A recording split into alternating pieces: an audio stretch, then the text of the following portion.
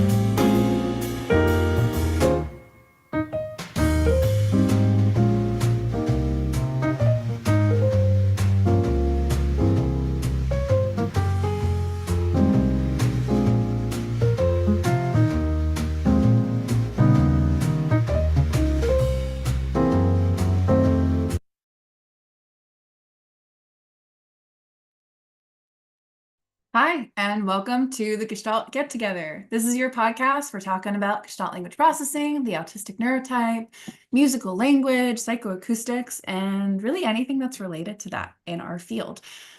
Whether you're joining here for a live interview or maybe an episode that does more of a research deep dive, I'm really happy that you are here listening live or afterwards. My name is Corinne Zmoos MS CCC-SLP.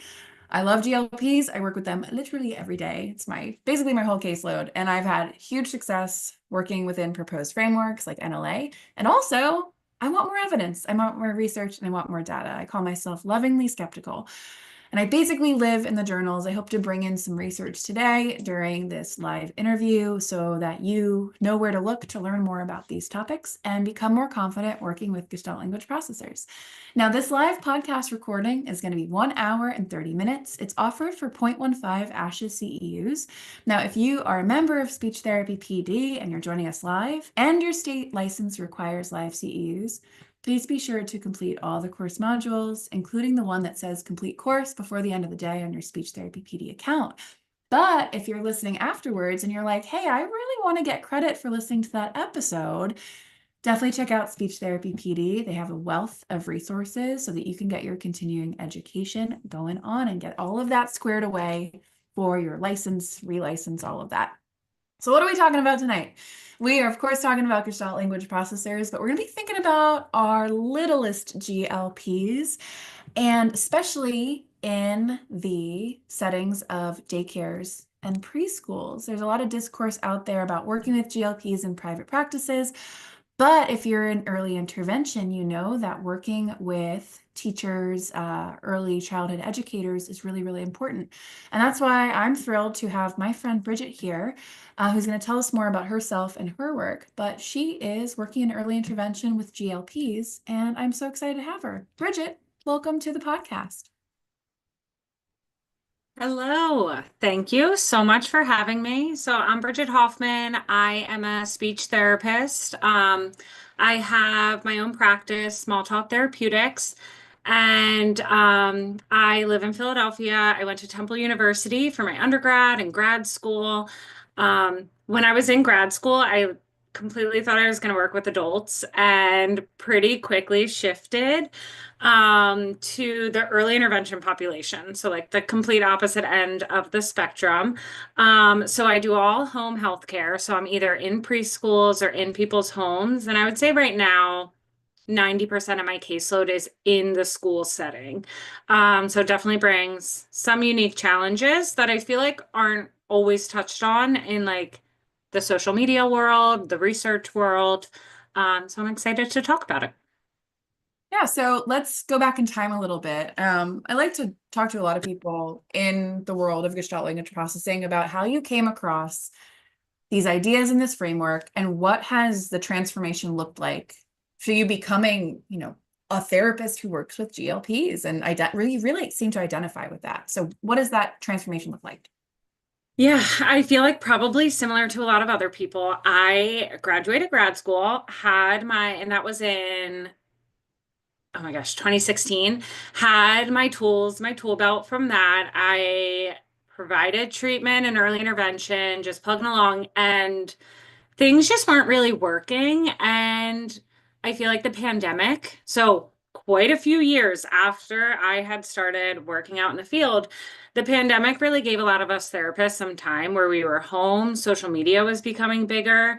So it wasn't like I was coming home from work and I could turn my work brain off. Like you're constantly being flooded with these things. So started to learn about Gestalt language processing, and I saw my clients like in my head, and you get pits in your stomach thinking about all of the clients that you miss that you're no longer with. And I still I think about all of them.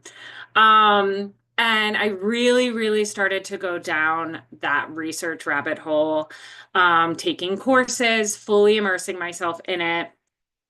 Thank you to my early intervention population because they got to be the guinea pigs as I fumbled my way through my approach. And I feel like as a therapist, I was always pretty child-led, but really learning to decrease the demands, learning about different neurotypes and Like, I feel like it just made such a difference. Things really clicked. But it was probably like 2020, 2021. And I feel like when I initially learned about it, I like peaked and was like, wow, this is amazing. I have all of the answers. This is going to be incredible. And then since then, I feel like I've come down quite a bit.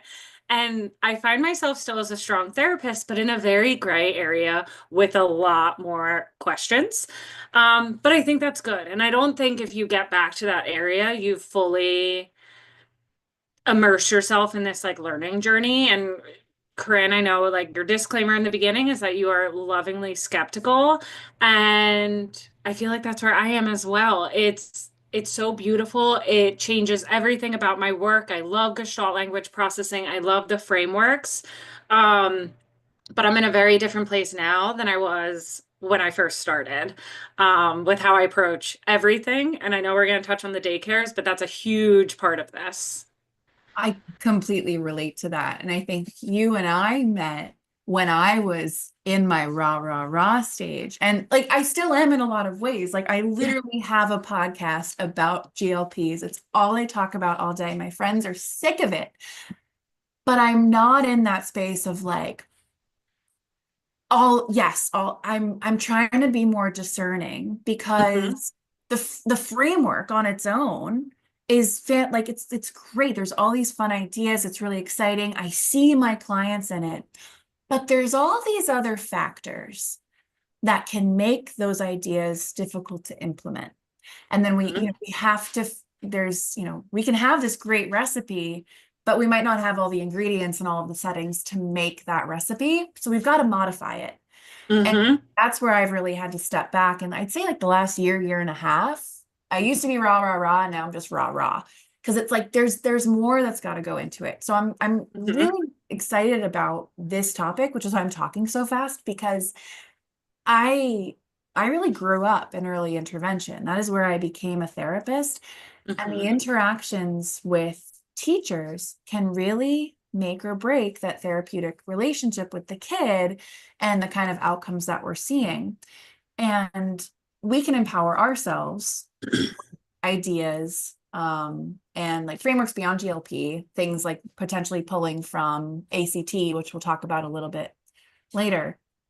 But what can we do as interventionists to pair with those teachers, build those relationships so that the therapy actually lands? So you've talked about how you came into learning about Gestalt language processing, and how it shifted over time. Paint us a picture about like what you do when you go into classrooms. Some people may have never done this kind of service delivery before. Mhm. So going into classrooms, I mean, this is so simple, but something that I've not done in the past sometimes if I'm really busy. But I feel like starting before you even walk in the door, calling the daycare, introducing yourself, letting them know who you're there for, asking them what the best time to come is, like just immediately setting the rapport of like, this is your place that I'm coming into to help support you. It's not me, the expert, coming in to change the way that you're doing things. So, there's certainly been times where I have a cancellation, I just pop into a daycare unannounced, but as much as you can, really trying to call.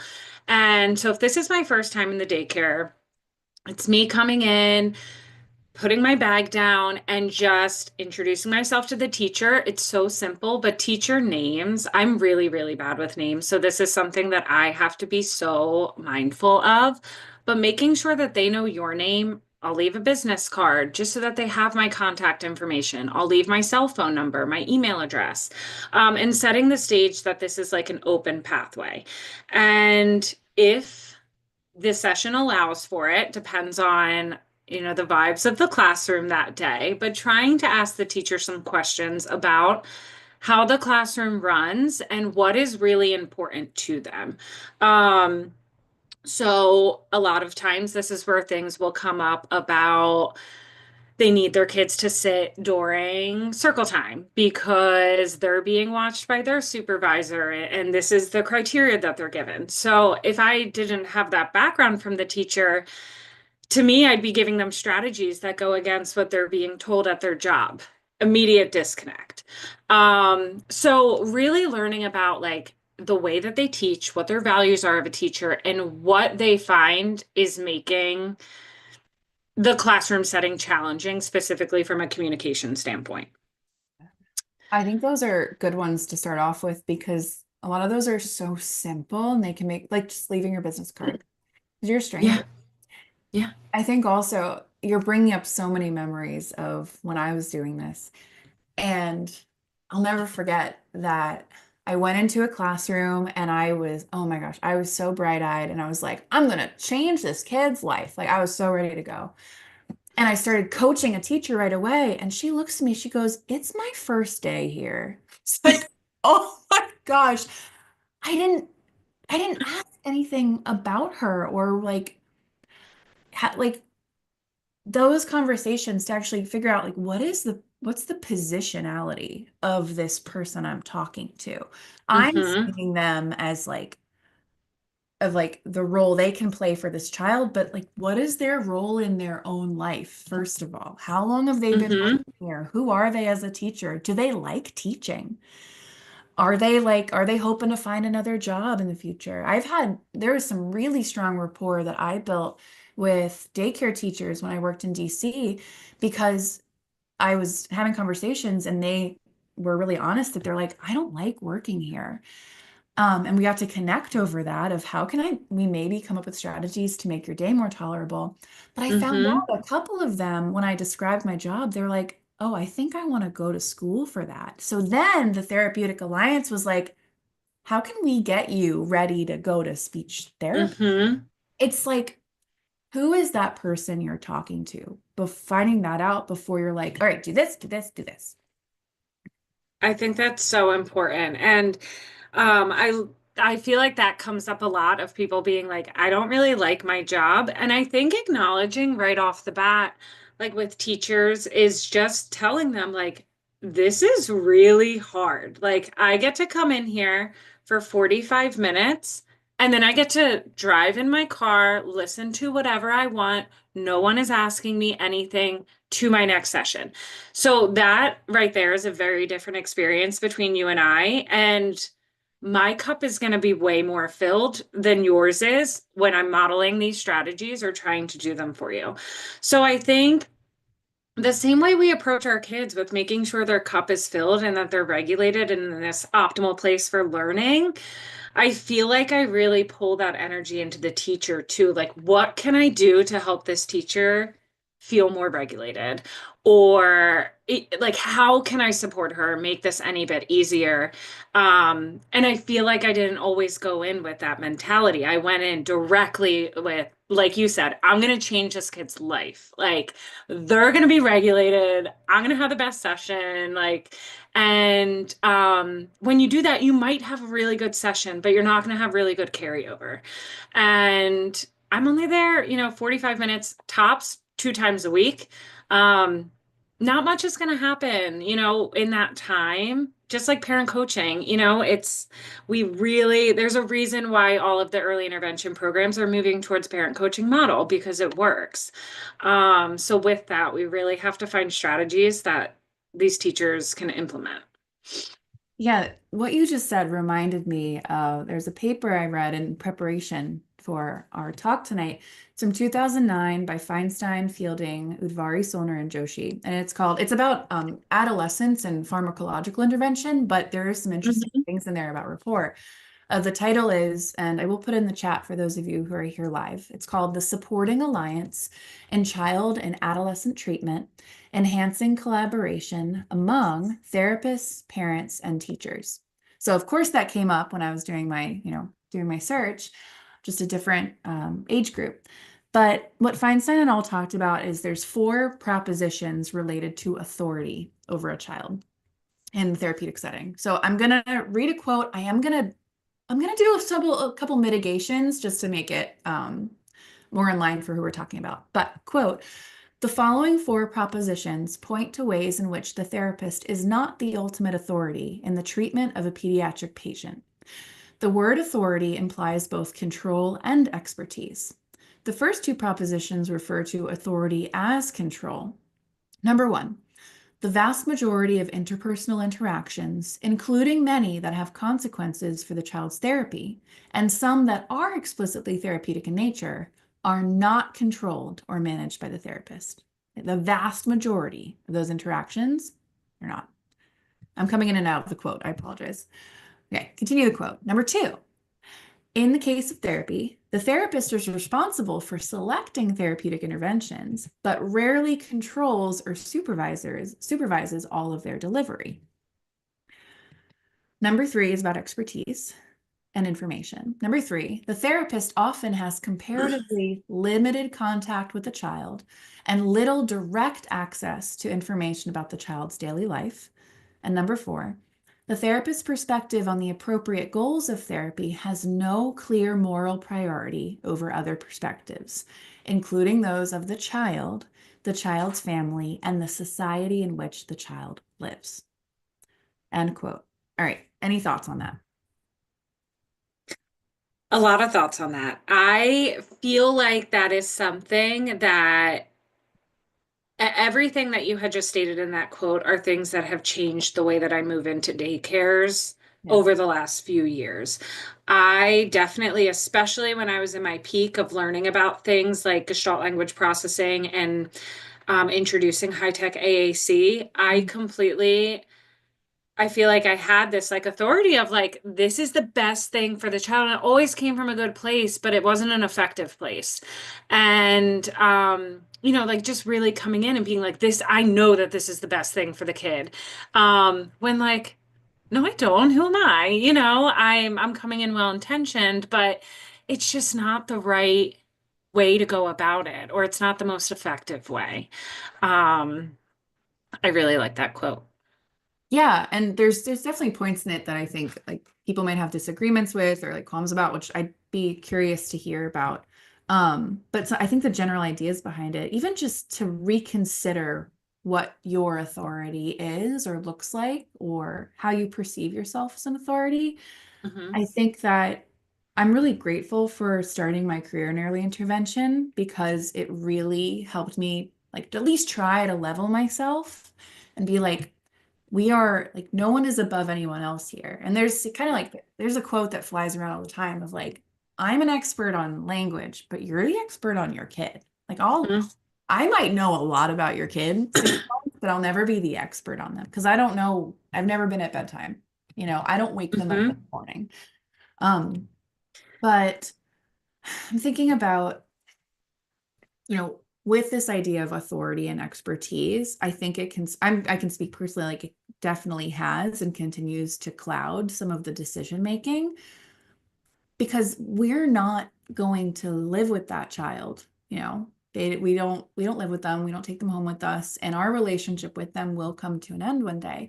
But we're thinking about the people who have longer term relationships, and are they actually involved in the decision making process for things that are going to impact them for years, if not the entire lifetime? Maybe not necessarily with the teachers, but you could also argue that the way that you're pairing with the teachers and the things that you're helping them learn about, that can have a really huge ripple effect in your community too.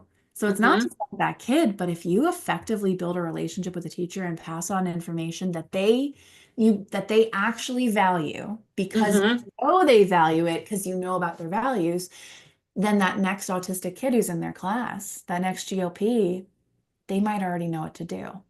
Exactly. And I like how you just touched on values, because that's something that I used to not even have a conversation with families about. I feel like it never really was at the forefront of my mind, or I just felt like, of course, people's values align with my values. We want to do what's best for the kid, but the spectrum of values is so large that that's now something I come back to, is talking about values with parents, values with teachers, and then sharing what my values are. And is there overlap? Do we have different values? Because that's really, really going to drive the conversations, the way I approach different strategies. Can I implement a strategy and relate it to their values in some way? And then that might make it click a little bit more and easier to carry over. I feel like the idea of having different values is huge. What are what are some of the values that you assumed or it felt or like implicit with other people that maybe you've been questioning more? Yeah, and I should say, it's not to say people don't have these values. I always feel like when I share my values, I talk a lot about acceptance, Mhm. open-mindedness, and kindness. Those are like my three big ones that I really try and bring into every case.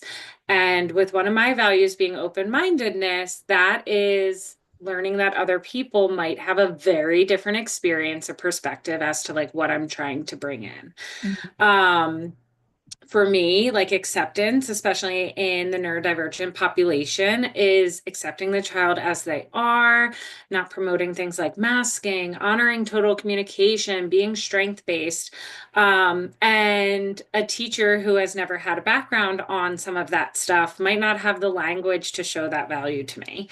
And so I feel like that's somewhere where I have to like take a step back. And, sometimes when I'm chatting with a teacher about a child and I'm hearing some words that I'm not necessarily liking, just taking a step back and thinking like, oh, it's not that they don't accept this child or they're not affirming, but they just might not have the language right now. And I feel like I did some writing off before where I was like, oh, they're not neurodiversity affirming, they're not accepting this child that I'm supporting in this classroom. And I feel like that was always like a little bit of a barrier for me that I've really taken a step back.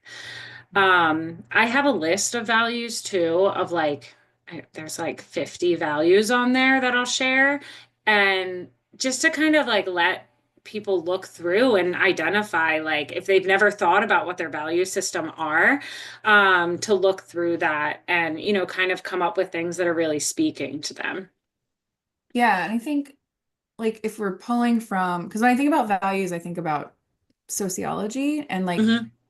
there's different dimension of values too. There's economic value, religious, spiritual. I'm trying to think of other ones.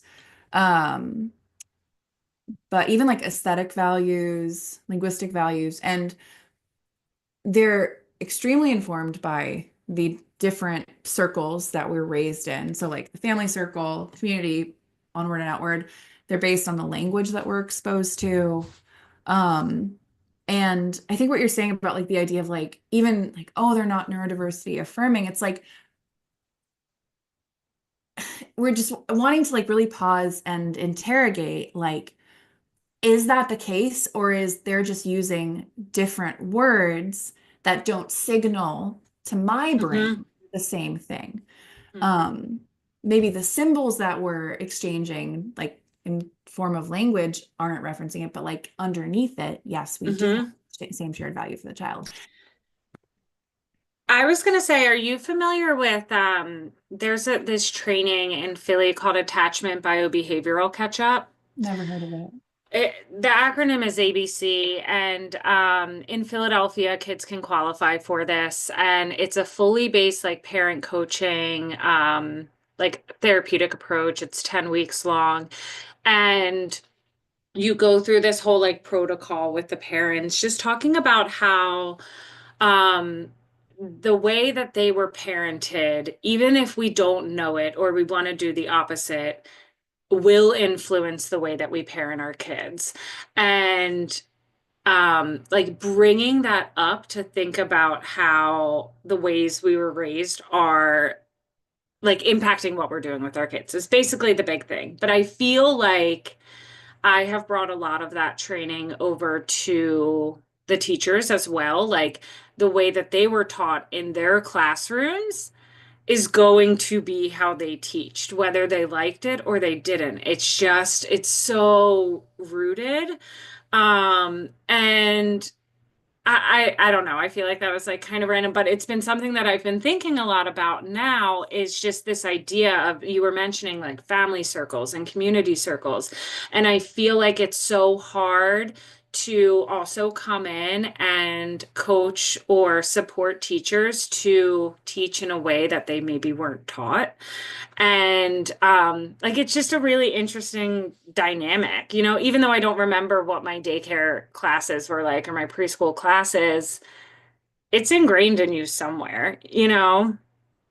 Um, yeah, the idea of like it being deeply rooted, there's there's a Medium article by someone named Blake J. Wise from 2024 about value systems, and there's a quote that I like. It's our value system functions as an internal compass, guiding our choices and actions. It operates through a series of cognitive processes that assess and prioritize different options based on our deeply held beliefs. This process is often subconscious, influenced by our upbringing, societal norms, and personal experiences. I like the visual of the compass because I think that could be a compelling one to talk about with people, or even just think about for yourself, like, what is my internal compass? Where is north for me? And like, where am I heading, even though I may not know that I'm being pulled that way? When I think And about, then like, yeah. I was going to say, like, what if your compass is different than the compass of the teacher or the parent that you're working with, you know? And it's interesting. And sometimes that puts us in a position to be like, okay, now I have to think outside the box. Like, now this isn't as inherent for me. And that can be hard. And also like, oh, maybe I'm really wrong. Wait a minute. Yeah. It's, Do I know anything? I mean, yeah, I mean, that's a swing. And like, when I think about the pendulum, which like as a recovering all or nothing thinker, ooh, I got to stay away from that. But it's like, it's just so important to be like, okay, well, maybe my ideas are evidence-based and like correct in some circles, but the kid in front of me in this daycare, in this city, in this political climate, in this world, Mhm. is that actually correct for them and their ecosystem and their circumstances? So let's kind of pull back, and I want to think about, I want you to imagine that you got assigned a new kid today and you're looking at the paperwork, whatever, and you're like, oh, this might be a GLP. And that's happened to me in the past where I got paperwork for a new early intervention client and they're like, he only talks about owls. And I was like, all right, sounds like my kind of guy. It's like, I'll take. I remember telling my boss, I was like, that's my case. That's Yeah, my, I want it. that's mine. Maybe the owl kid. But let's say a GLP comes across your desk. What would that first session look like? Like when you're thinking about talking about a teacher's values or family values. hmm So typically when I pick up a case, I am almost like I said, primarily in the preschool system. So that's usually a call to the parent. And if I can get a call with them, I'll try and get a little bit of a case history, not from what's on the paper, but more just, okay, tell me about like what the child's day looks like. What do they like to do? Do they like to watch TV? Do they like to sit on their iPad? What does sitting on the iPad look like? And I ask these questions in an exciting way. Like, oh, when they're on the iPad, are they ever manipulating the media? Are they rewinding? Do they play around with, the volume? Are they making it go fast? Do they like the logo intro? And sometimes it just blows these parents' mind because all of a sudden their child is like being seen and they're like, whoa, yes, they do that. And typically when they're going into their pediatrician or maybe talking with friends, they're constantly hearing how you put your kid in front of a screen too much. Like, look at how good they are at navigating that, It's usually looked at as a negative. So one of the first ways that I connect with parents, I feel like, is to talk about their screen time and scripting as a huge strength that I am so excited to learn more about. And I always ask the parent too, like, what is your child interested in? And if I can, bringing that into my first session, whether that is through like if I have my talker and I have a category that like I know if they're into space, I might be pulling up that, a space folder on one of them. And there have been times too, one of my friends gave me this idea of we shared a learner who loved cars and she got a Lightning McQueen shirt and wore it to the session. And it was like amazing. And now I do that all the time. Like, I'm like, That's a really good idea. it's so amazing. Like if you're just having a little bit of difficulty connecting with a child or you're not really sure where to go, like showing up in a t-shirt with their interest is like amazing. So, but even if it's not that, even if you're not buying a t-shirt, I have like so many random shirts. But even if you're not doing that, just finding out what their interests are everyone has a phone in their pocket. Sometimes if I'm just sitting next to a child, I'll kind of pull up a video or I'll play a song that the mom had told me that they liked, and just kind of giving them this message like, hey, I'm a safe person for you. We're going to connect, and this is going to be really, really fun. And so I feel like that's one of the biggest ways that I bring in my conversation with the parent into the school. And then when I'm coming into the school, we already kind of talked about how we're approaching the teachers, making sure they know who we are, not just coming in, and definitely not pulling our kid out, trying our best to push in. A disclaimer that I usually say to the teachers right off the bat too, because this is something that's stressful, is I do not care if other kids come over to me. In fact, that's very helpful because now I'm going to be able to advocate, or now I'm going to be able to model some self-advocacy language for my learner. And also, it's going to give me an idea of, is this strategy even going to work when all of these kids are coming? And I find if you allow other kids to come in the beginning, you're going to become less interesting over time. Versus if the teacher's like, no, that's Corinne's teacher. Everyone get away. They're all like, what is it? I need to be over there. So I think always having that disclaimer of just like, everyone can come over. I'm totally fine with it. I'm going to jump in with what you're doing. If a teacher's handing out a snack and they're on the other side of the table, hey, do you mind if I help you open up these kids' snacks? And just giving them a helping hand, like make yourself valuable for that teacher. And you get an idea of what it feels like to do the task that the teachers are doing while implementing some GLP strategies.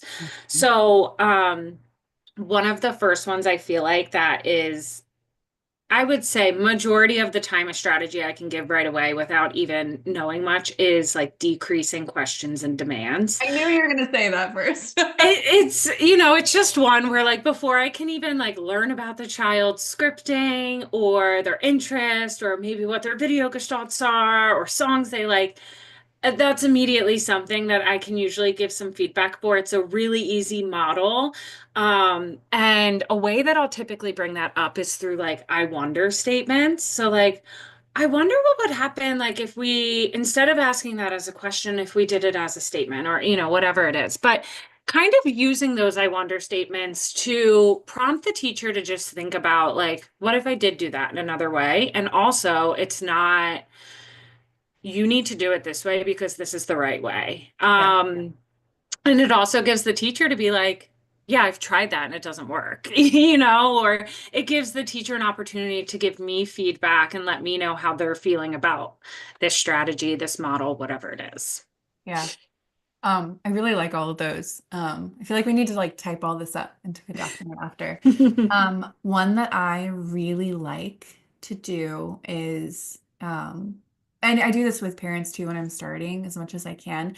I ask them what they're already really good at. And starting off there, I'm like, why are you like, what makes you a really good teacher? And then like sometimes they get a little embarrassed, they get a little blushy, but it's like, tell me about you, or like, what are you really good at with so and so? Because I like that. I'm trying to imagine it on the other side. If I were that teacher and a therapist came in to help with, making the relationship easier, helping my students succeed, I'd feel like I'm not doing enough. I'm doing it wrong. It wouldn't feel good. Mm-hmm. And if it were only criticisms or recommendations or like demands or commands of what to do, I might not even feel like you're seeing me and my strengths as a teacher. It also helps you narrow down to what strategies to give to. Like you said, if they have opportunities to say like already do that, but you can even do that in a gentler way that's making them feel valued of like, what are you already really strong at? Mm-hmm. Tell me when you shine with so and so. Like I like that. what part of the day are you two like in cahoots? Tell me. Yeah, I like that. That's it's a big structure of that ABC program that I was telling you about. When you're working with parents, you literally have to give, I want to say it's like down to a number of like, you have to give 5 positive comments before you're allowed to give a strategy. And it could be, it helped me really get good at finding the tiniest things. Like I'd Yeah. be like, your child picked up the cup and you smiled at them. That was such good following their lead. I love it. That was so good, um, and just trying to, I love how you said like picking up the things that they're already doing really well. I feel like complimenting teachers is just like an underrated thing of like, oh, I love how you're doing that. And they're just like, oh, thank Yeah. you. These kids don't ever tell me that, And I feel like that's such a good point. And so I think like just being complimentary goes such a long way too in things that they're already doing. Yeah. And like, you don't have to be like over the top, like, oh my gosh, just be like, hey, that was really cool what you just did. And I think drawing attention to the things that you know are just second nature to them, Mhm. because, and that's what I'll tell people too in the beginning, especially of like um a coaching relationship. I've been doing a lot more virtual coaching, being Mhm. like, I'm going to together, like we're going to come up with ways that I think are going to be really helpful, but I'm also going to bring your attention to what you're already doing well so you can amp it up, you can enhance it. Mhm. Mhm. And the amount of times I've seen someone's shoulders drop when they hear that, they're like, oh, I'm already doing things that help my kid. Mhm. It's kind of heartbreaking, because I think that the information that maybe parents or like early childhood educators get or the feedback they get is pretty negative. And so I think the idea of like, wait, I'm already doing things that actually help this kid can be really relieving. Mhm. Yeah, I really like that. Just like laying it off like right from the start of, I'm going to be telling you all the things you're doing well so that we could do more of it. And it's Mhm. just like exciting. Another one that I love doing, some people don't like it, but underneath it, they like, there's always a smile underneath the Corinne, I hate when you ask that. I'll do it between caregivers, especially between parents, and I'll do it between co-teachers. I'll be like, tell me one thing that so and so did really well this past week. So they have to Okay. compliment the other person. And that has been really helpful for like building that relationship in terms of like a triad. So I think about it, Mhm. and actually it's what would it be like a quadrangle? What would four be? Like Yeah. parent, I don't know, parent. Most of my GLPs would know what the word would be. Yeah, right. Parent, child, therapist, or teacher, child, therapist. Mhm. If we're strengthening what, and I'm going to reference this soon, these secondary alliance. The primary alliance would be you, child, but Mhm. secondary alliances between the people around the child, there's actually evidence that strengthening those can improve outcomes, which feels obvious. It feels like, oh, Right. it's cool to see that the evidence supports that. Mhm. But if you are two caregivers raising a child who the world is not built for, who might have like many like complicated overlapping diagnoses, you just got that diagnosis, or two teachers who might have some tension between you, you might not get along that well, creating opportunities to notice each other and complement each other in small ways can really help build those relationships too. I am going to use that. I love the idea of asking the teachers to compliment each other. Yeah. Because I work with a lot of teachers that have great relationships, and I feel like it's always easier to talk about something that someone else is doing really well than how you're doing. Yeah. So I think that would bring up a lot of really cool things. Yeah, and I use the declaratives, or I encourage them to use the declarative. I haven't found a way. I think it's like tell me. I do it with declaratives. Like tell me one thing you noticed. Yeah. Um, and try not to make it like over the top of like tell me something they like succeeded at. Just like what did you notice them do really Yeah. well with so and so Yeah. this? What was working well?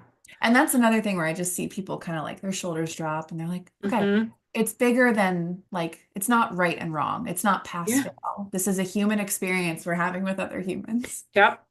Yeah. I love that.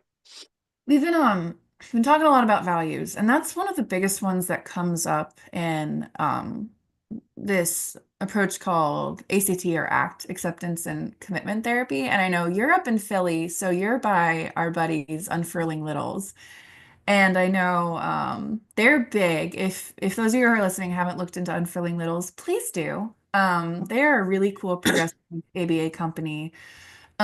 who they put out great content and perspectives, but they really draw from acceptance and commitment therapy, which it pulls from the psychotherapy world and cognitive behavioral therapy. It's a branch of those two, but we can adopt ideas and modify them for speech language pathology.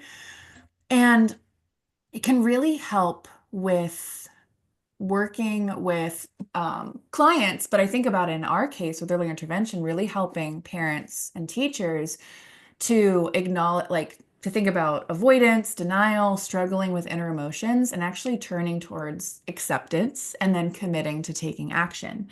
It was developed in the 1980s by a psychologist at the University of Nevada, Stephen C. Hayes. And it was actually, he developed it based on his own experience of panic attacks. And so he developed it off his own lived experience. And he didn't want to run from himself anymore. He wanted to accept himself and accept his lived experiences and then take action from that.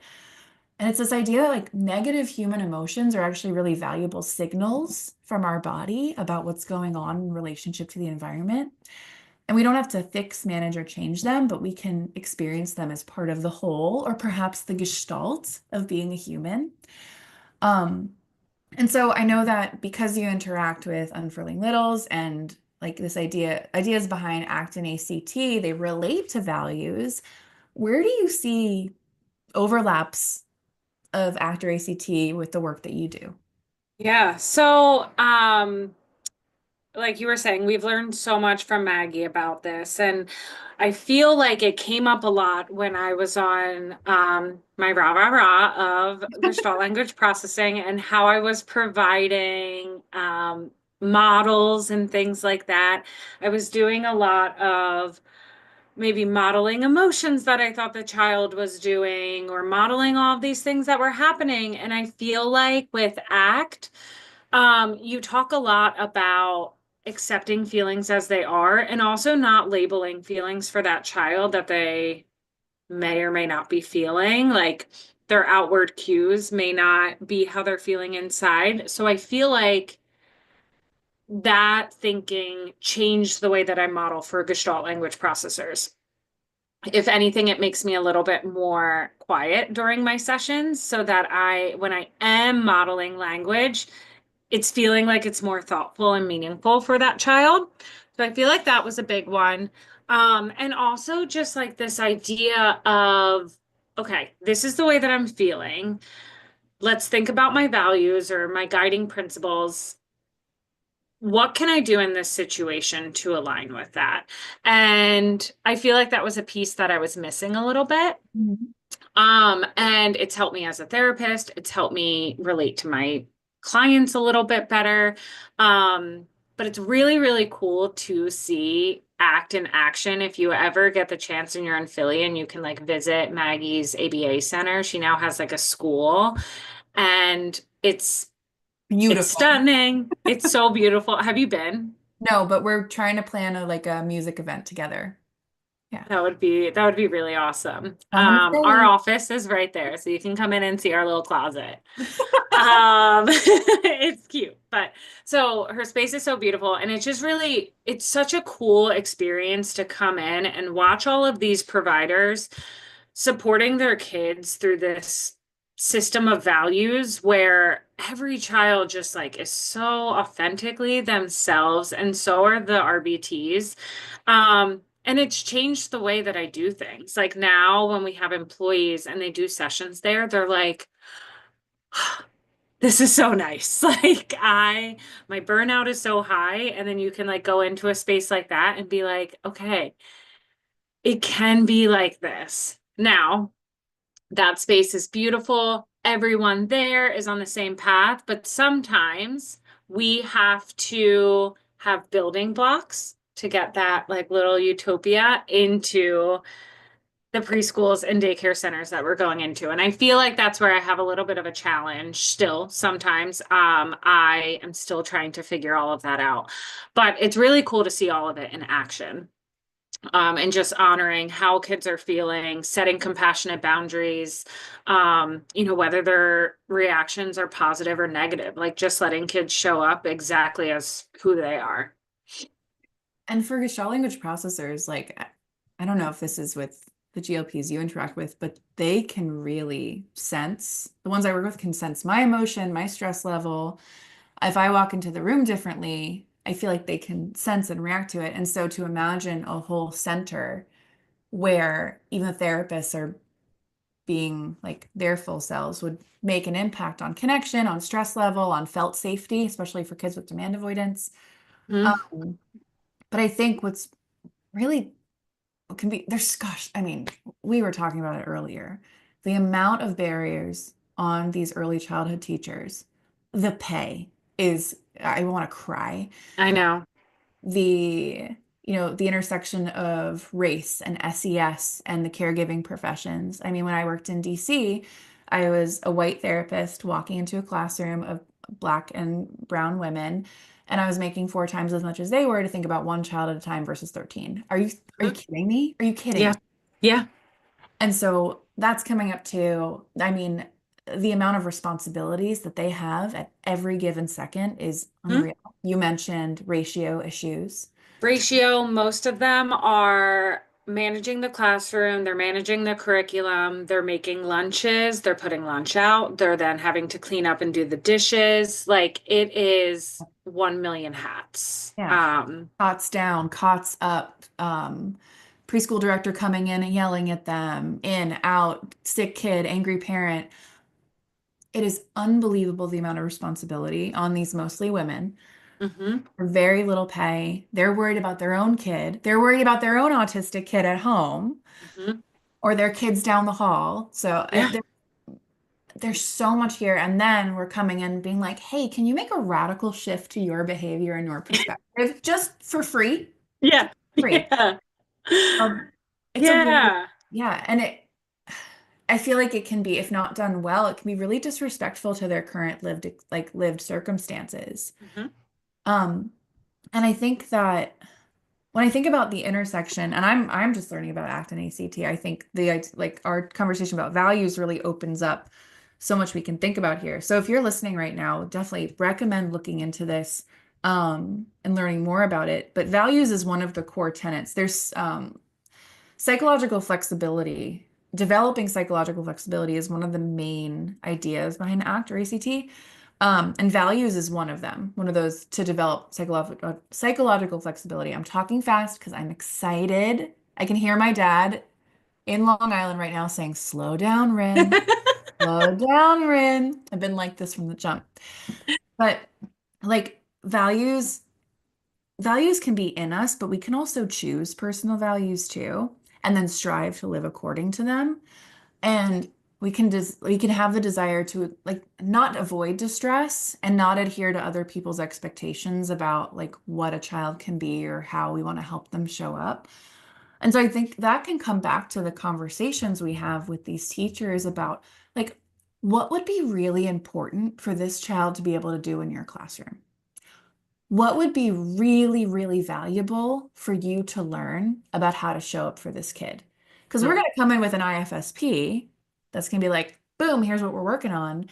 But if that actually doesn't align with the reality of the situation and Mhm. the negative feelings that come up, there's going to be a lot of negative feelings in that room. But if we're pulling from ACT, we're saying, okay, those negative emotions are cues that we can then like channel and work with to take action.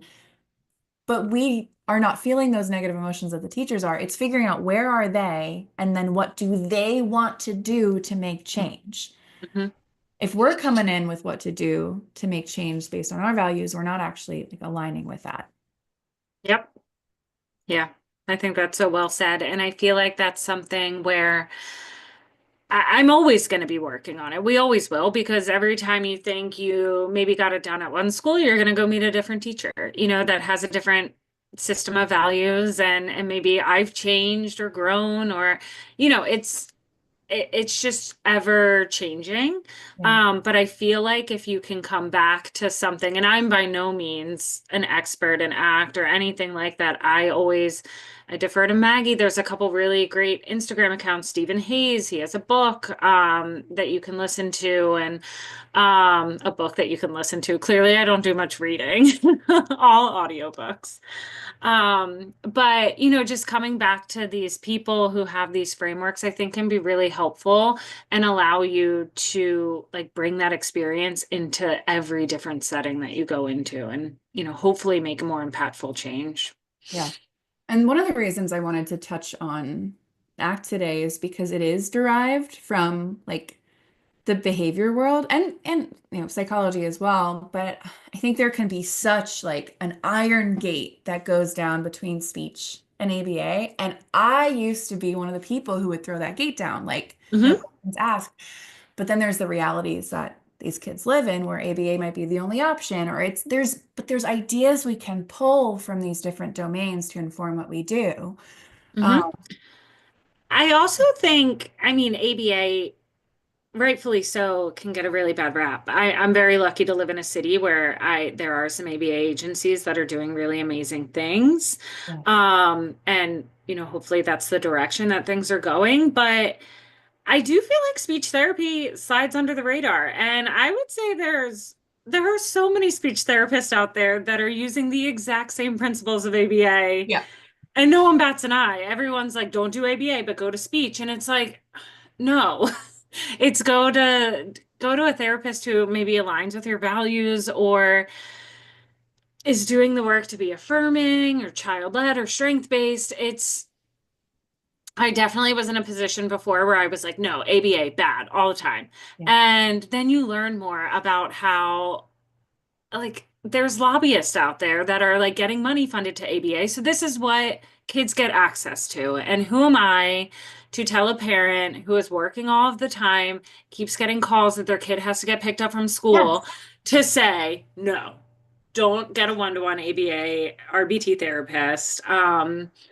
That is so harmful and privileged that like you can't have that hard line. You have to find ways to work with people. Like I said, I work a lot with Maggie's clinic, so that is amazing and collaborative. But I work with a lot of ABA agencies that don't support kids in the same way I do. And you have to come back in, just like we've been talking about with the teachers, meet them where they're at, model how things could be done different and talk to them about those feelings that are coming up of like, tell me like why is that important for you to get the child to complete the worksheet in this way and really like get curious about what's going on and then hopefully make a little bit of a change. Mhm. I think, yeah, you're just sparking some memories for me of when I would do push-ins into ABA centers for some of my clients. And I would pull some of those prompts and questions that I use with teachers. But something else I did was I asked them for help in areas that I knew where I was like, hey, can you observe me for like, because we do coach rates. I'm like, can you watch me for 5 minutes and like let me know like a behavior that you notice me doing? Just to like just because they've got an interesting, cool lens that I don't have. Do I agree with Mhm. all of it? No. Yeah. But like, can you like teach me something about how I'm interacting with this kid that I don't see because I've got like self-blindness, I'm missing all these things.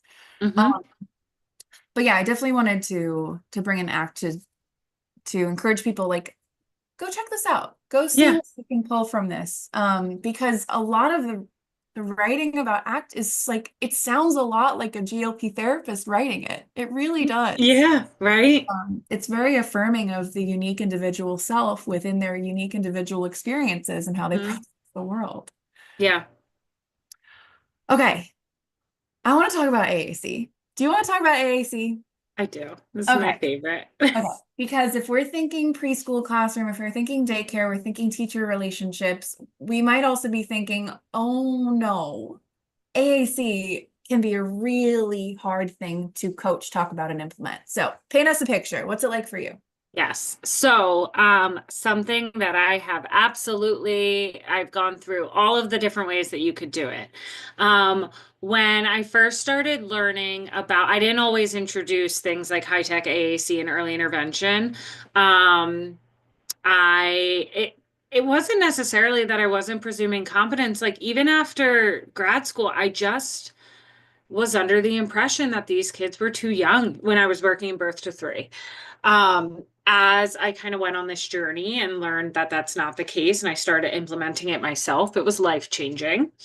And while I was on that high peak, I would come into schools and be like, this is their high-tech AAC device. Have it out all the time and don't use hand over hand prompting and just model. Just model. Goodbye. Just Bye. model. Okay, Yeah. I'll see you. All right, there's all 30 kids that all want that iPad. I'll talk to you soon. Obviously it didn't work. I would come in every week and the iPad, rightfully so, would be in the backpack and I would take it out and try and model. So I've done a lot of work over the last few years of just trying to figure out what's the disconnect, asking teachers, what are the barriers to having this talker out for the child? And most of the time they'll share that all of the other kids are trying to touch it. It's a distraction. Previously, this is where I would have talked about how the difference between an accommodation and an iPad for entertainment and things like that. But now this is where I try and just listen, acknowledge that that's really hard. Like, I can totally see that. I see it happening right now. I completely understand what you're talking about. And then typically the next session after that, I'll try and bring in a book. Either I'll just bring it in or I'll purchase one for the daycare. I'll usually do like a day with no words, something that has AAC representation in it. And I'll ask the teacher, hey, would it be okay with you if I joined in on your circle time and either you read the book or I read the book?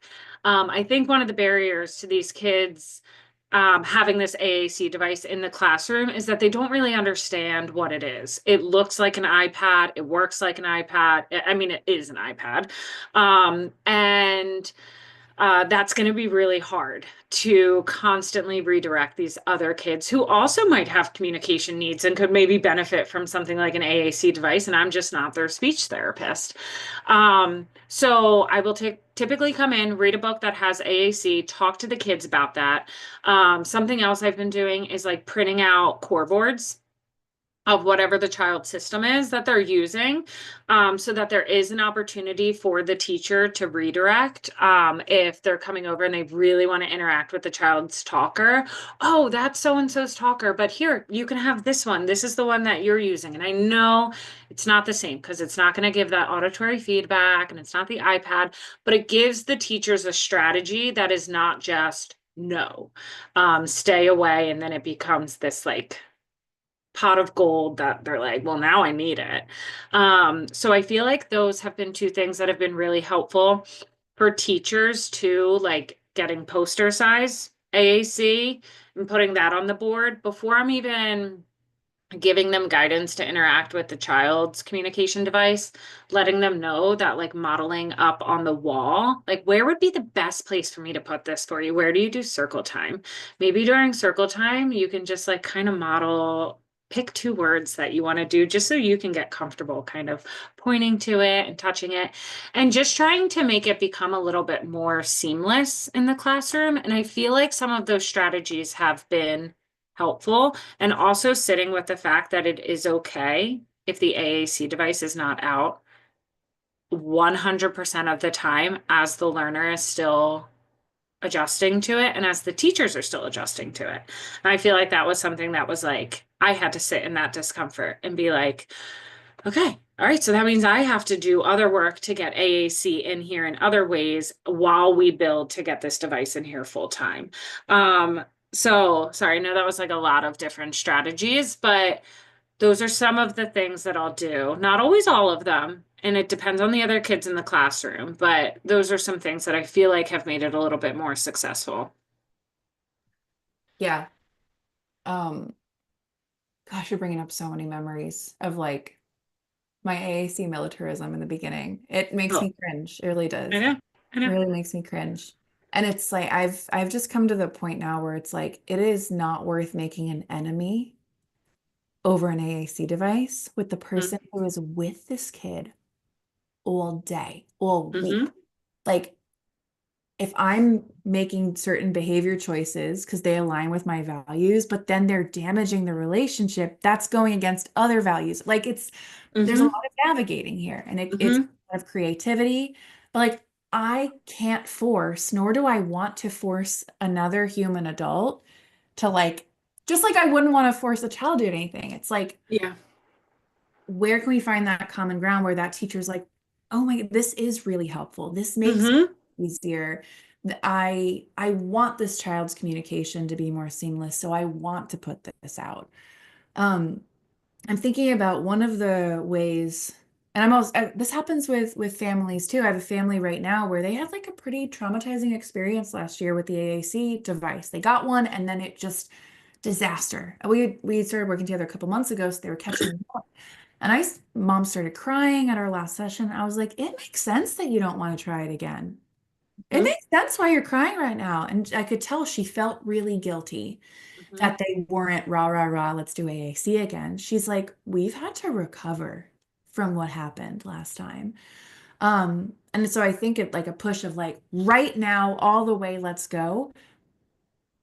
Maybe doesn't feel safe to some families right now. Like Mm-hmm.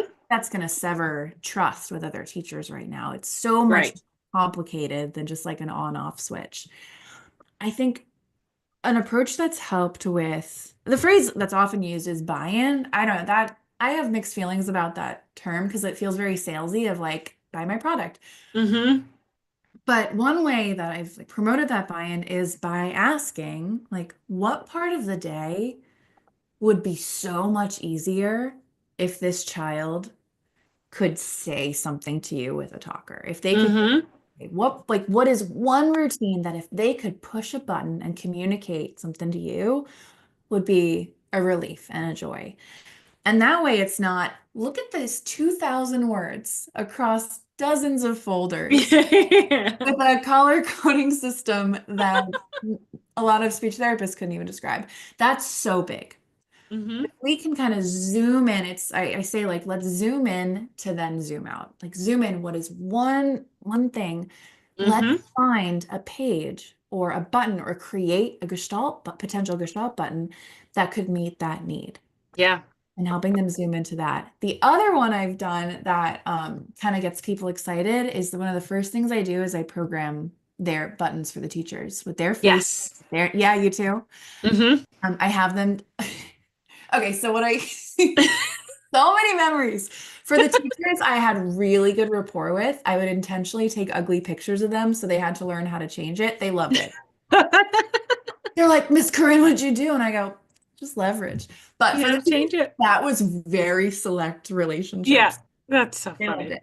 But for other teachers, it's like, let's take a really beautiful picture of you. Let's like grab it. Let's get the good lighting. Mm-hmm. It's like you're on here. You're important in this kid's life, and Yeah. you get a button for you. And I found Yeah. that's exciting for them. Like I could Yeah. cry right now, like when a kid, oh my gosh, come on. When a kid hits their teacher's name button for the first time across the Mhm. room, like, come on. I know, it's amazing. That's not necessarily, I mean, with the teachers it'll help too, but another thing that I'll do, I created a resource with a mom that I work with, and um we made it for the start of the school year in September where the child was going to have a whole new class. And the front of it says, like, your child has an AAC user in their class. And it has a couple resources on it of ways that they can talk to their child about disability and AAC and what it is and how this is an accommodation. And then there's a page that the child, the AAC user, can personalize at the back that says, like, what is one thing I want you to know about me? This is what I call my communication device. And then it's a consent form to put all of the other kids' pictures on that child's device.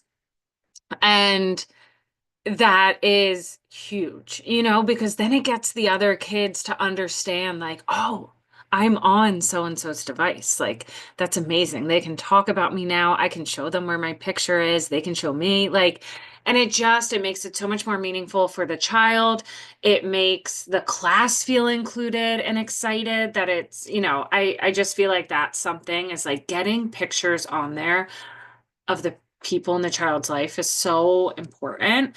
And I think, like you were saying, it helps everyone. It helps teachers and kids feel important to that child's life too, which is going to help with the connection there.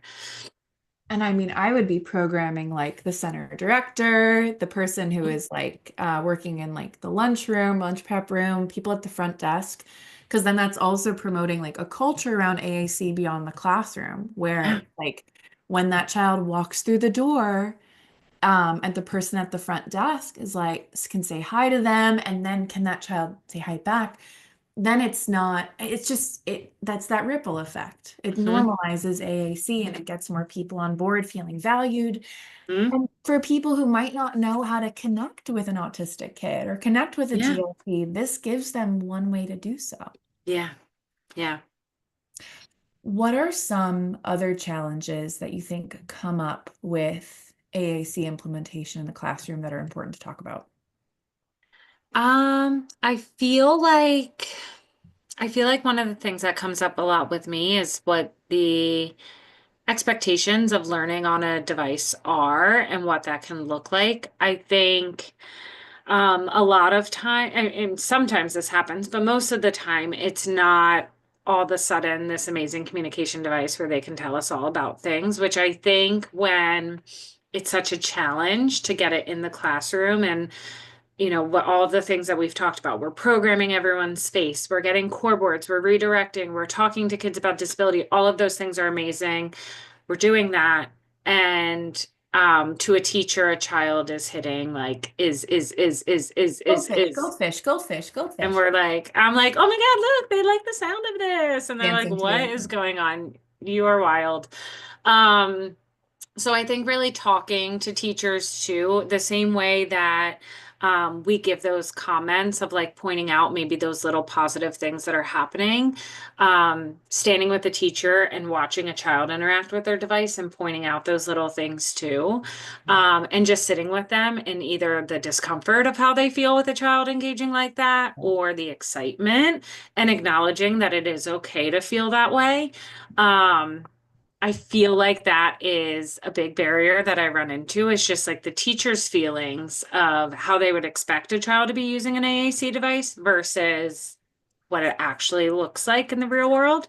And there's when I was first starting to do AAC and a child would be hitting a button over and over again, I would be like, it was me that needed to reflect on what is this bringing up in me. And I think for me, it was bringing up like, oh, am I being a bad therapist? Am I not modeling the right way? Not thinking about, oh, this is bringing that child a lot of joy. What if I model on my iPad and I interact in a similar way? What would that do to our connection? Yeah. Which is just a huge shift in how I've grown as a therapist. But I think a lot of it is like reflecting on how a teacher might feel when a child's interacting with a device like that and helping them acknowledge that it's okay, you Yeah. know. But that's something that's really hard. Yeah. I think there's 2 points that came up for me. The first was you can do like a front loading conversation of, hey, when this is in play, here's what's probably going to happen. Just so you feel ready, they're probably going to babble on it. They're probably going to sim on it so that they feel ready for it. So it's not like shocking or surprising. You've prepared them that this is probably going to happen and here's why. And I feel that that can be more effective than trying to explain it while the kid is doing it, because then they're probably got high cortisol already. So you can front load in Yeah. that conversation. The other one is just kind of like an anecdotal expansion on what you just said. Because you have got, I thank you, because I have a terrible memory. So you bringing back all of these is truly a gift. You're doing memory therapy. Thank you. But I was thinking back to the way that your response as a therapist in that classroom can really change how teachers feel about it, but also the other kids. So I had this little girl I was working with. She was one of the first autistic girls I ever worked with. And I was like, I don't know how to do this. I don't know how to do this. And I look back and she was obviously a GLP, like text. If you open the textbook, her face would be in there. But we got her an AAC device and she was doing goldfish, goldfish, goldfish, goldfish. I remember some of the other kids in the preschool classroom were being like, let's give her a fake name. Her fake name is Sophia. Okay. Why is Sophia saying that? Why is Sophia saying that? And I was like, okay, instead of explaining it, to these other kids, let me like riff, let me do something off of it. And I noticed the rhythm underneath the goldfish, goldfish, gold. It was a very steady rhythm. So I was like, okay, I'm going to react to this as if it's a song. Um, and what I did was I was like, okay, what if I like put little words in between just the goldfish, goldfish? Of course, I was like dancing to it Yeah. too. I was doing eat, eat, eat. So eat goldfish, eat goldfish, eat goldfish, eat goldfish. And then all the other kids were like, oh, this is really cool and interesting. Because Mhm. Sophia was clearly eating goldfish. And they were able to see, okay, yes, this, she's talking about the things that she's doing. But then there's this weird lady who comes in once a week and she's Yeah. doing this cool thing. And then it ended up there's a whole classroom of kids singing along with her, like babbling in a Love it. voice. It was really, really cool. Um, but just that little decision to be like, okay, I'm gonna start singing and adding rhythm into like kind of singing a song with her Hmm. led to a classroom full of other kids being like, okay, that's kind of cool. Yeah, Yeah. Sophia's nice. It's funny. I don't think you've ever told me that story before, but for those of you who don't know, I did Corinne's music therapy course, like the musical SLP course. That was 10 weeks. And I don't know if we talked about it, but like I do that and I think I got Yeah. it from you. When a child is hitting a button, like I'm immediately like, yes, let's go. I love this song. And doing something, adding in a word or whatever it is, and you're right, it gets the other kids to be like, oh, that is really cool. I love that. It's not just like a string of sound anymore. It's like, oh, Yeah. we can riff on it and make it interesting.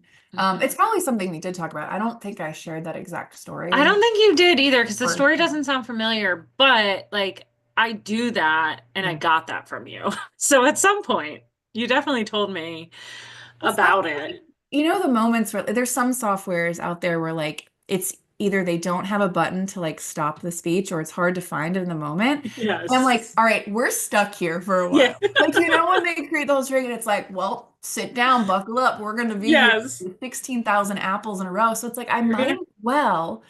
I Hmm. mean, I've been known to beatbox underneath it, like tapping on the floor, but I think adding in kind of like the rhythmic language that definitely gets the attention of other kids and Hmm. break the tension too, because like I know I have adverse reactions to it. Like if I'm at capacity for the day and I hear that, I really have to check my own reactivity to the sound, and humor can really cut through that.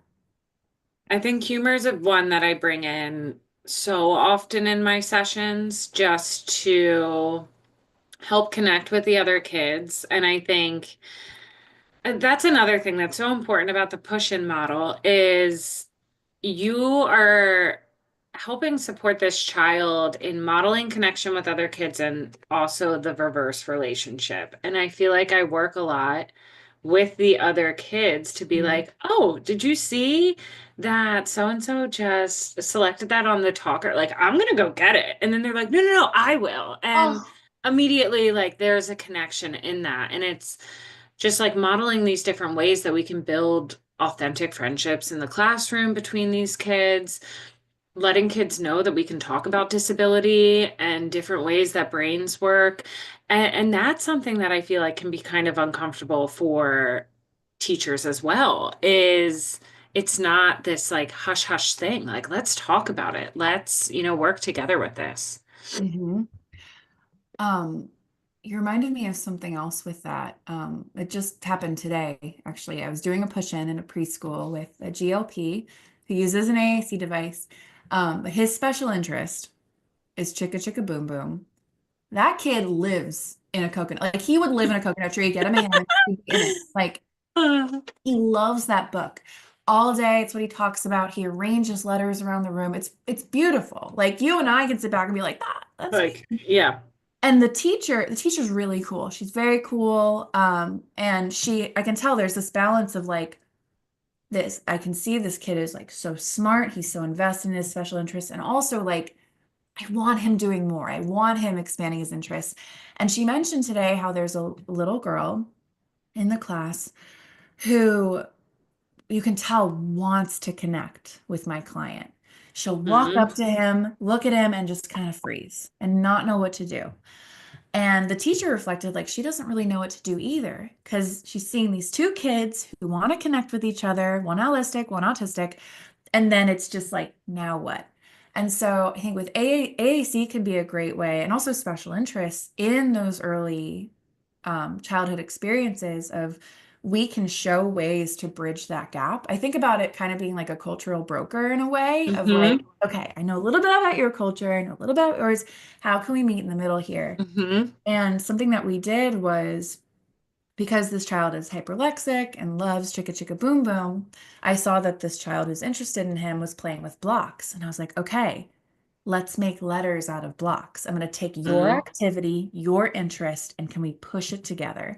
Yep. I went over to the kid and I just addressed her directly. And I was like, there's no way we could make the letter A out of those. There's no way. She was like, yeah, there is. And we built the letter A, and my client looks over and he was like shaking. Cause like that's the beginning of the most important gestalt of all, which is the alphabet song. Yes. And his way of like, can we just kind of like bring what you love, what you're good at, what you love, what you're good at, and like this meet in the middle. I was explaining it to the teacher. And she's like, oh, that makes sense. Yeah. Yeah. That makes sense. Okay. I can probably do that. Yeah. But yeah, I think involving the other kids and like normalizing involving the other kids, if it's allowed to. Yeah. I like to definitely talk to the teacher first and be like, yes, what's your comfort level with me directly talking to these other kids, involving them? Do you think that parents would be okay with this? Yeah. I think more and more parents are excited about the idea of fostering inclusivity early in life, building allyship. But you don't necessarily want to get into a situation where a parent's like, why are you using my kid in a therapy session? So Right. it's worth talking to teachers about. Definitely. And it goes back to like that consent form that we did, where making sure that we're checking in with the parents of other kids before we're taking their photo and putting it on a child's device, things like that. Yep. But I love that idea of teaching connection in both ways, because kids want to connect, and this is such a good time to model that for them and give them those ideas to just kind of get it started and then let them run with it. And it's showing the autistic kids like you have agency here. You could join in. Like I think there's such an expectation on GLPs and autistic kids like to like catch up so then they can join in. And it's like we can equip the kids who maybe already have really robust language, who have a lot of strong social signaling, to be like, hey, get on in there. Let me show you how. Yeah. So I think the idea of like kind of sending them on that like little mission of going to get the AAC device can be really exciting. And also just drawing attention to your client's strengths too. Because I know my client who I just referenced, he kind of does a circuit around the room. He rows around. The other kids like notice him, but I think that the other kids have kind of learned to just tune him out too. Because they're like, I don't know, he's doing his thing. So little comments like, whoa, did you just see what I'm so bad at coming up with names on the spot. Did you just see what Danny did? That was so cool. And they're like, I guess so, yeah. But it's just like turning a spotlight to be like, hey, this kid that you maybe kind of learned to tune out or ignore, doing interesting stuff that maybe you could add to, but not forcing them in any way. Right. And I think it's just opening up the conversation and letting them know, because I think that was such a nice way to put it, is that like these kids are kind of taught sometimes to just mind your own business, and I really, really try and go in and not necessarily teach the opposite, but model the opposite. And if they see it and they're interested and it sparks some joy or connection in them, then that's going to be a natural friendship, and that's what it is. It's like creating these authentic connections, not forced in either direction, but, and I feel like that makes the teachers' lives easier too, because then they get to see the kids playing. They're not having to like constantly do two different things at once. Like it's nice to see. And just like the silly anecdotal pattern is like the kids who really, really want to like help my clients are often the kids who like won't leave the teacher alone. So it's like we can kind of give them like something Like, else I'll to do. give And you a the teachers break. are like, it's like, Miss Tina, Miss Tina, Miss Tina, Miss Tina. It's like, hey, put up this. And the teacher's like, However, thank you. yes, please. We're just reallocating resources here. Yes. Yes. Yeah. No, I love that though. But I think like teaching connection in both ways is such an important thing. Like with AAC, with language, connection, friendship. I feel like that's a big piece that I bring into classroom settings and kids are interested in it. They really are. Yeah. And I Mhm. think like involving the other kids because you're modeling for the other children how you can interact with their neurodivergent peer. Mhm. And we know that like joint attention doesn't require eye gaze, like, Mhm. like gaze. You're also modeling for your client who you are building a relationship with how to interact with the other peers too. And Exactly. so that can also be a secondary alliance Mhm. that your client is witnessing, feeding off of, seeing Yep. patterns within. Yeah. Um, and so all of the interactions, I think that I used to go in and just be like, me, client, boom, you and me, baby. That's it. Like just Yep. so eager and so well-intentioned, but so annoying. And like still annoying, but different annoying. Now I go in and I'm trying to get like, what is the landscape in here? Mhm. What like what's the ecology of this room? What ecosystem am I coming into? And how can I be a part of it instead of like being an invasive species in Yeah.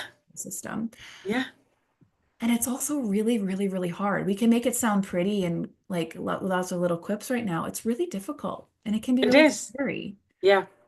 You Yeah. know? And I think like I have the beauty of working in early intervention. So at least in Philly, whether you're doing birth to 3 or 3 to 5, like this child has an IEP, IFSP for a full year. Mm, So I know when you're doing things with insurance or private, the stakes might seem a little bit higher because you don't know how many sessions you're going to have. Like, I really can go in and have these connection sessions for a month, yeah. and like build that rapport knowing I still have 2 years with this kid. Like, oh, you're waiting until the following year for kindergarten. Now we have almost 3. Like, I have that on my side of time. So then we really can take things this slow to like build that impact. But I do, acknowledge that that's not always the case when people are going in. But Yeah. that is the one thing I love about early intervention. It's just like the nature of meeting parents where they are, meeting teachers, kids where they are,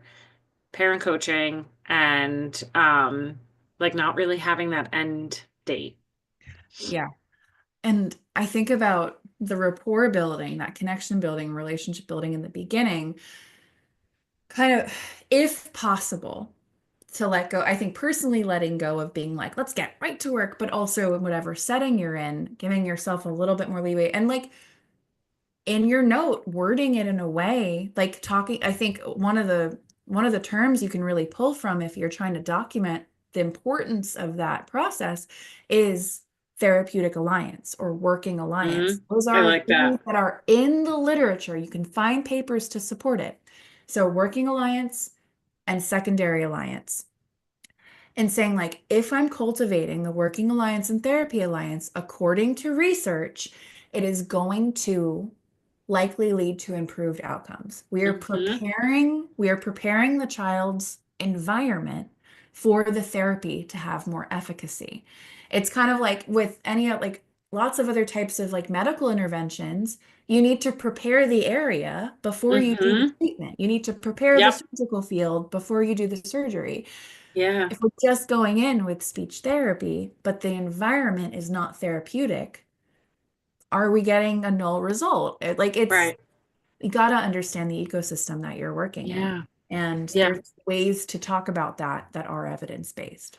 Yeah. I love that. I've never used those terms when I'm like writing a note, Mm. talking about it in an IEP meeting or anything like that. So I love to have that to support, what I'm doing. Yeah, and I do want to share, there's another paper I will put in the chat for our live participants, but for those of you who are listening, I'm going to read out the author, the title, and the year for you to look into. So it's called Understanding the Secondary System of Therapeutic Alliance in Autism Interventions from the Perspectives of Parents and Caregivers. That's by John Robert C. Rilveria, and that is from January 2022, so pretty recent. And there is the link right there. But it talks about the importance of secondary system of therapeutic alliance. So example, like between me and a teacher, or between even like parent, teacher, parent, therapist. And it explores what are the predictors of a good alliance. And it also talks about what can get in the way. Which I think is important because if you're having a relationship with someone, you're like, I don't feel aligned. I don't feel aligned with that parent. We all have it with a parent where you're like, we just don't click. I love your kid, I respect you, and we don't click. And trying to figure out like what might be a barrier getting in the way. Is it the kind of feedback that we're giving each other? Is it the value? So this is a paper where it helps break down all of those. Some of the ones that are predictors are attitude towards treatment and level of stress that the parents are experiencing. If their baseline stress levels are through the roof, you have to be able to understand that and then modulate your recommendations to the truth of their stress level. Because as much as I would love to take the stress away from families and help them with their own mental health challenges and the world that, their personal challenges, that's not my job. It's out of my scope and I might make it worse.